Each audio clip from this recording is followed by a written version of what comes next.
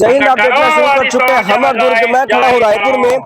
जैसा कि आपको पता होगा, करणी सेना द्वारा 7 दिसंबर को जो करणी सेना के राष्ट्रीय अध्यक्ष है राज शेखावत, उन्होंने कहा था 7 दिसंबर को मैं रायपुर आऊंगा और भारी आंदोलन करूंगा, क्योंकि जो तोमर बंधुओं के साथ जो हुआ, उनकी बीवियों के साथ जो हुआ, नारी अस्मिता को लेकर पूरी करणी समाज, करणी सेना रायपुर आके आंदोलन करे, किस प्रकार का बयान उनका आया था। लेकिन आज 7 दिसंबर है और आंदोलन हो भी रहा है। मेरे पीछे को दिखाऊंगा तो कुछ लोग यहाँ पर मौजूद भी आंदोलन करने के लिए। लेकिन ऐसा कहा जा रहा था 23 राज्यों से जो क्षत्रिय समाज के लोग हैं, 23 राज्यों से वो रायपुर पहुंचेंगे। लेकिन जो दुर्ग जिला का बॉर्डर है, रायपुर जिला का बॉर्डर है, बिलासपुर जिला का बॉर्डर है, वहां पर जितने भी बसें थी, ट्रेन थी, सबको रोक दिया गया। क्षत्रिय समाज के लोग यहाँ पर नहीं पहुंच पाए, बहुत कम संख्या में लोग यहाँ पहुंचे। फिर भी अभी जो प्रशासन से बातचीत में लगातार ये पता चला है, जो करणी सेना की 8 सूत्री मांगे थी, उन मांगों को लेकर बात करने के लिए अभी करणी सेना के मेन अध्यक्षों को वहां पर बुलाया गया प्रशासन से मिलने के लिए। आप आगे वीडियो में देखिए किस प्रकार से पूरा माहौल हुआ और क्या कुछ अध्यक्षों ने कहा और बाकी लोगों ने क्या कहा।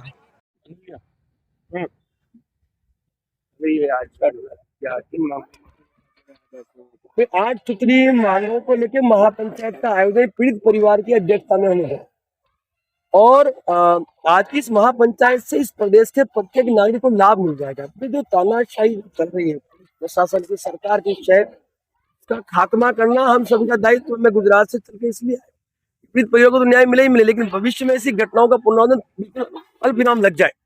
तो ये 8 सूत्री मांगे हैं जो आप सुन चुके हैं, जो मैं कई बार बता चुका हूँ। अब उन 8 सूत्री मांगों के लिए हमने 4 बजे तक का समय दिया है। गृह मंत्री महोदय से हमने कहा मुलाकात करें, आप मुलाकात करें, आप करें, लेकिन हमें मुलाकात हमारी मांगों पे आप क्या एक्शन है हमें बताएं। यदि आप भाई निर्णय ले रहे हैं आप सकारात्मक, तो हम बिल्कुल यहाँ से हम समापन करेंगे। नहीं ले रहे तो बिल्कुल हम लोग 4 बजे यहाँ से मार्च करेंगे। गृह मंत्री महोदय जहाँ भी उनसे मिलेंगे, जाके अपनी बात रखेंगे और हमारा हक है ये कि हम इन जनप्रतिनिधियों के सामने अपनी बात रखें और हमारे परिवार को न्याय दिलाएं और प्रदेश की जनता को न्याय दिलाएं। तो हमारा पूरा बिल्कुल रणनीति तैयार है और यदि आवश्यकता पड़ी तो मैं फिर कह देता हूँ, आवश्यकता पड़ी तो मैं और ये परिवार आमरण अनशन पर भी बैठने के लिए पूरी तैयारी करता है।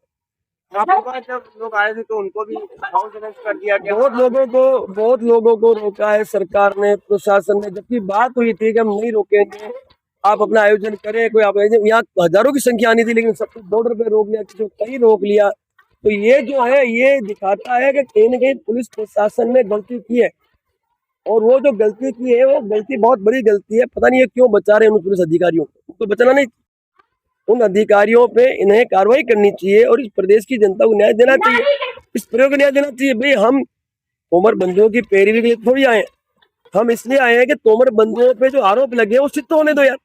पहले ही तो आप उसको सजा दे रहे हो, उनको अपराधी घोषित कर रही है, गलत बात है ना। तो मैं मतलब मीडिया ट्रायल कर रही है, पुलिस उसको अपराधी घोषित करके उसको सजा दे रही है, ये गलत बात है। संविधान से देश चलता है, ठीक है। और भाई संविधान से देश चलता है तो न्यायालय जो लगी उसको आप निर्णय लेने दो, हम तैयार हैं उसके लिए। अगर आप लोग अभी आगे बढ़ते हैं बल का, अगर पुलिस बल का प्रयोग, मैंने क्या कहा साहब, पुलिस यदि बल का प्रयोग करती है तो हमें पास भी झंडे और डंडे हैं, हमें हमारी रक्षा करना आता है, हम क्षत्रिय हैं। और सब यदि पुलिस मारेगी तो मार थोड़ी खाएंगे, पुलिस की मार खाए थोड़ी हम इधर आए, ठीक है। हमारी मांगे लेके आए, हमारी मांगों पर यदि पुलिस मारेगी तो फिर हम भी उनको जवाब देंगे, हम मार थोड़ी खाएंगे। हम हमें रक्षा करेंगे नहीं करेंगे, संविधान में अधिकार दे नहीं दिया, हम हमारी रक्षा करेंगे। हमारी रक्षा तो करेंगे ना, रक्षा अवश्य करेंगे और मार किसी की बात भी खाएंगे नहीं। आपकी जो मांग है और पुलिस प्रशासन ने मांग की तो अगला कदम आप लोग। मैंने क्या कहा, हुक्म बिल्कुल मानेगी, क्यों नहीं मानेगी। हमने कौन सा पाकिस्तान जाने की बात की है। ये कहा कि इस पीड़ित परिवार को न्याय दे, भविष्य में ऐसी घटनाओं पुनरावृत्ति रोक, और नहीं होती है तो फिर मैं अनशन पे, मैं अंतिम सांस तक आप अनशन पे बैठूंगा और इसकी जिम्मेवारी ये खुद होंगे। मांगे हमने जो मांगे मानी, 8 मांगी वो आप सबको पता ही है। आपने एक आरोप भी लगाया था कि सांसद का नाम, बिल्कुल सांसद महोदय का नाम बोलना था, लेकिन उस महोदय ने वो जो पैसा लिया था वो भिजवा दिया है, इसलिए मैं नहीं चाहता उनके भविष्य को मैं खराब, वो पेमेंट उन्होंने को दे दिया है, उनका आभार व्यक्त करता हूँ। लेकिन भविष्य में इस तरह से राजनीतिक षड्यंत्र का भोग इस प्रदेश से किसी व्यक्ति को न बनाए, ऐसा मेरा उनसे और उनके साथ जुड़े सभी लोगों से आग्रह। महापंचायत का प्रमुख उद्देश्य साफ है कि जो महिलाओं पे और जो परिवार पे अत्याचार किया जा रहा है उसको रोकना। महापंचायत का साफ उद्देश्य है कि जो घर तोड़ने की कार्रवाई है उसको रोकना। महापंचायत का साफ उद्देश्य है कि जो भी वीरेंद्र सिंह तोमर जी ने किया हो या नहीं किया हो वो आप अपने धारा लगा दी, उनको अंदर कर दिया। माननीय न्यायालय डिसाइड करे, उसको करने दो। अब जितनी संख्या बतलाई जा रही थी उतनी संख्या में जो लोग हैं वो थोड़े से कम है, इसका कारण बिल्कुल कम है, बिल्कुल कम है। आपने अच्छी चीज पूछी है, ये संख्या कम है।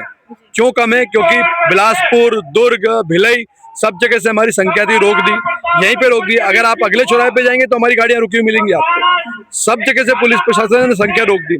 उनको भय है, उनको डर है कि अगर राजपूत एकजुट होकर संख्या में आ गया तो कहीं प्रशासन की ईंट से ईंट ना बजा दे। बात करने के लिए अभी मंजूरी आ गई है, बात करने के लिए मंजूरी दी है। एक डेपुटेशन लेके हम जा रहे हैं। संभवतः 5 लोग या 10 लोग वहां जाएंगे और फिर डेपुटेशन में जो भी मांगे हमारी होंगी उनको रखेंगे। जो जवाब वहां से आएगा मीडिया को बिल्कुल बराबर बताएंगे। आप सब ये बताइए मुझे कि एक क्षत्रिय जब दहाड़ता है तो कब दहाड़ता है? क्या आपको पता है? मैं आपको बताना चाहता हूं, क्षत्रिय का खून तब उबाल मारता है जब राष्ट्रहित की बात होती है, जब गौ सुरक्षा की बात होती है, जब धर्म पे आंच आता है और जब नारी की अस्मिता की बात हो। तो सोच सकते हो आप सभी जितने भी यहाँ भाई बंधु बैठे हुए हैं, हमारे युवा साथी, आपके दिलों में क्या गुजर रहा होगा ये बस आप ही जानते हो। हम कोई भी हद पार कर लेंगे। आप जानते होंगे कि किस गुस्से को हमने अभी तक संभाल के रखा है। हमने इतने सारे रियासतें दान करी कि एक देश व्यवस्था, एक संविधान और एक न्याय हो हम सबके लिए, लेकिन हमने दान करके गलती कर दी। अब हमें यही महसूस होता है, जिनके पूर्वजों ने हजार युद्ध और लड़ाइयां जीती और बात जब किसी भी जाति व्यवस्था में बहम की आई, नारी अस्मिता की आई, तो ये बिना देखे या तो उन्होंने अपना बलिदान किया है या तो जीत दिलाई है।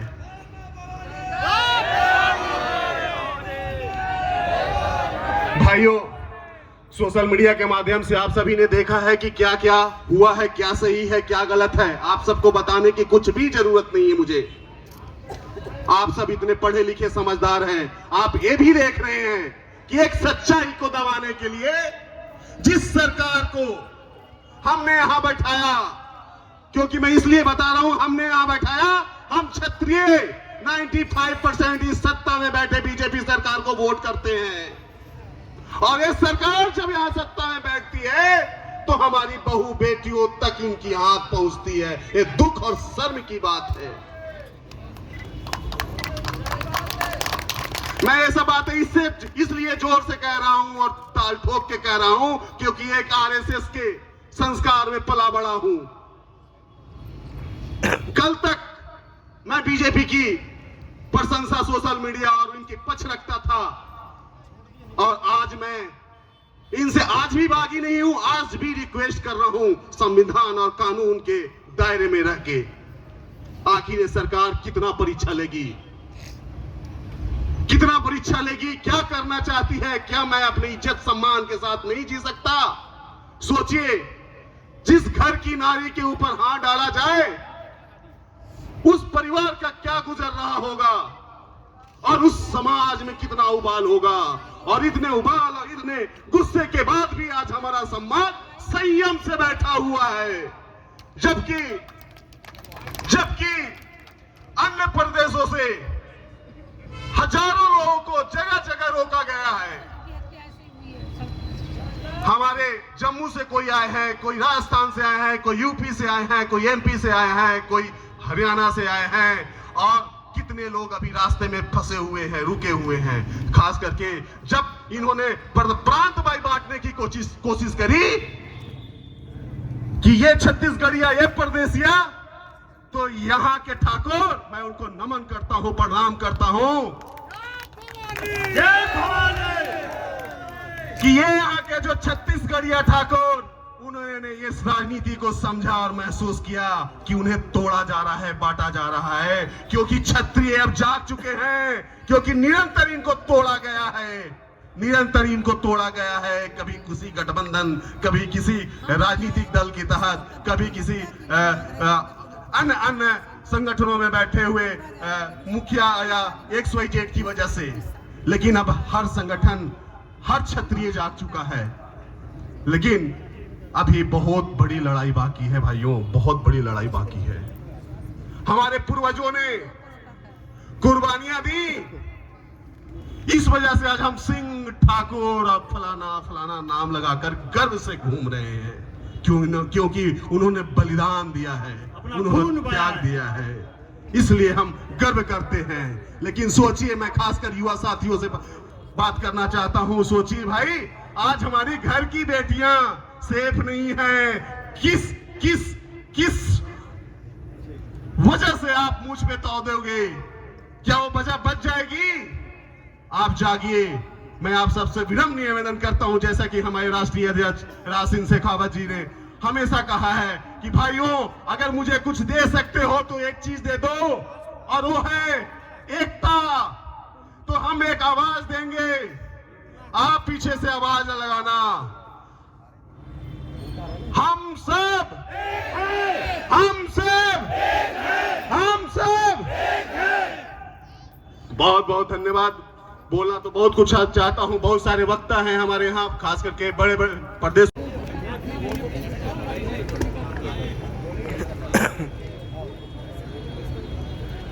मेरे साथ एक बार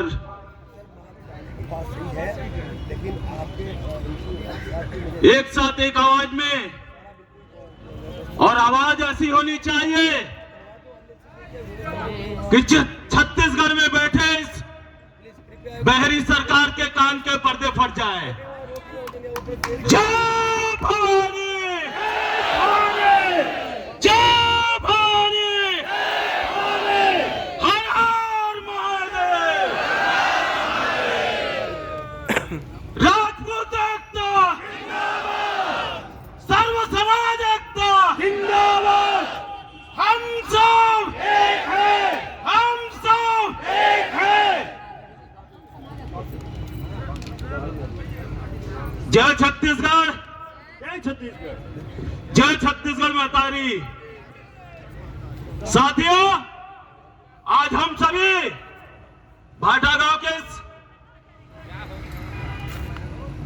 हमारे भाई वीरेंद्र सिंह तोमर जी के परिवार के साथ, उनके साथ हुए अन्याय की इस लड़ाई के लिए आज हम सभी पूरे ताकत के साथ भाई वीरेंद्र सिंह तोमर जी के परिवार के साथ में खड़े हैं।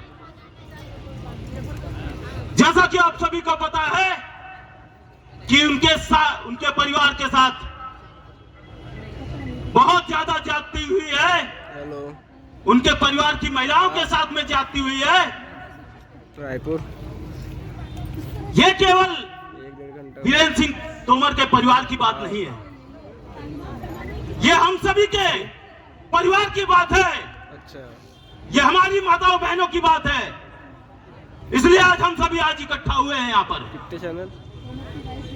मैं आज इस मंच के माध्यम से बताना चाहता हूँ, कितने बजे टाइम बताओ ना, मैं फोन करता हूँ। ये प्रशासन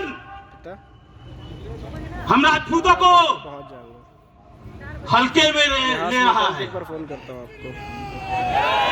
गलतफहमी है आपकी, बता दे रहा हूं मैं। मेरे भाई अभिषेक सिंह ने कहा 95% राजपूत जो है भारतीय जनता पार्टी के साथ खड़ा होता है। तो ये मैं आज इस मंच से आपको बताना चाहता हूं। साहब, अभी भी 1 घंटे का समय है। अपनी सरकार बचाना चाहते हो, 1 घंटे का समय दे रहे हैं। अगर राजपूत आपको बना सकता है तो राजपूत आपको मिटा भी सकता है। किसी गलतफहमी में मत रहिएगा साहब। मैं मुख्यमंत्री जी और गृह मंत्री जी, मेरी आवाज आप तक पहुंच रही होगी। मीडिया के मेरे भाई मेरे सामने खड़े हैं। ज्यादा दिन नहीं बचा है, समय है, स्थिति और परिस्थिति संभाल लीजिए। इस परिवार को न्याय दे दीजिए। हमारी बहुत छोटी सी मांग है, 2-4 पुलिस के अधिकारी निलंबित हो जाएंगे, आपका कुछ नहीं जाएगा। लेकिन अगर उन पुलिस अधिकारियों की कुर्सी नहीं गई तो आपकी कुर्सी जाना कोई नहीं रोक पाएगा। आपकी कुर्सी जाने से कोई नहीं रोक पाएगा। यदि आपको अपनी कुर्सी बचानी है तो इन 4-5 पुलिस अधिकारियों की कुर्सी हटा दो। बहुत छोटी सी मांग है। भाइयों, हमारे वीरेंद्र सिंह दादा, वीरेंद्र सिंह तोमर जी का एक नारा था, आप सभी को याद दिलाऊंगा, ईगो नहीं जागो। इस नारे को लेकर भाई वीरेंद्र सिंह तोमर जी हम सभी को एक करने के लिए पूरे छत्तीसगढ़ में घूमे, लेकिन वो ईगो न जागा न हम जागे। लेकिन जब बात आ गई हमारे छत्रानी बहनों के ऊपर, आज हम सभी का दिल में दर्द हुआ कि नहीं, बताइएगा, कसम खा के बोलिएगा। आपको ऐसा ही लगा ना कि आपके परिवार के साथ ये हुआ है? बिल्कुल। तो इस दर्द को अपने सीने में नहीं रखना है। शासन और प्रशासन को मैं आज कहना चाहता हूं, साहब, आपने लाठियां तैयार रखी हैं। अगर लाठियां तैयार रखी हैं तो हम भी अपना छाती तैयार रखे हैं। आपके बाजुओं में जितना दम होगा उस लाठियों को हमारे छातियों पर चलाना, साहब, पीठ पे नहीं। मैं आपसे निवेदन करता हूं पुलिस प्रशासन से, अगर लाठी चलाना भी होगा साहब तो छाती पे चलाना, पीठ पे नहीं। अगर यहाँ का मेरा एक भी भाई हटा आपके सामने से तो मैं ये मुंह छुड़ा दूंगा। साहब, लाठी मारना होगा तो छाती पे मारना। साथियों, संख्या में देखिए, संख्या में भले हम यहाँ कम है, हमारे आधे से ज्यादा लोगों को जिले के बाहर रोक दिया गया है। लगभग 2000 से ज्यादा लोग बिलासपुर के बाहर अभी भी फंसे हुए हैं। भिलाई में रोका गया 2 बस हमारे, राजनांदगांव से लोगों को आने नहीं दिया गया। हम जितने हैं ना उतने ही काफी है, उतने ही काफी है साहब, ठीक है? जय श्री राम, जय जय श्री राम। बस एक ही विनती है आप सभी से, जब वो लाठियां लेकर निकलेंगे हमारे पुलिस वाले भाई, तो उनका ये फूल जो बचे हुए ना, उनका भी स्वागत कर देना थोड़ा सा। हमारा स्वागत हो गया है, तो जब वो लाठी लेकर आए तो ये फूल एक मुट्ठी अपने हाथ में, एक हाथ में ये झंडा रखिएगा और एक हाथ में वो फूल रखिएगा। जब वो लाठी चलाने आए ना तो उनको ऊपर भी थोड़ा सा फूलों का वर्षा कर दीजिएगा, ठीक है? अब बोलिएगा स्वागत है, आइए साहब, हमको मारिए, आइए हमको मारिए, हम आपका आशीर्वाद लेने के लिए तैयार हैं। और मैं इस मंच के माध्यम से आदरणीय विजय शर्मा जी को भी धन्यवाद देना चाहूंगा कि आपने हमारा ये जो सहयोग किया है, हम आपका हृदय से आभारी हैं। अब आगे आपकी मर्जी है, मांग ले तो ठीक है, नहीं मांगे तो देखिए साहब, हैं, आज है तो कल नहीं रहेंगे, आज है कल नहीं रहेंगे। अब इसकी तैयारी आपको करनी है, हमने तो अपनी पूरी तैयारी कर ली। आप सभी ने इतना समय दिया और भी वक्त यहाँ पे इसी प्रकार की खबर के लिए सब्सक्राइब करें। धन्यवाद।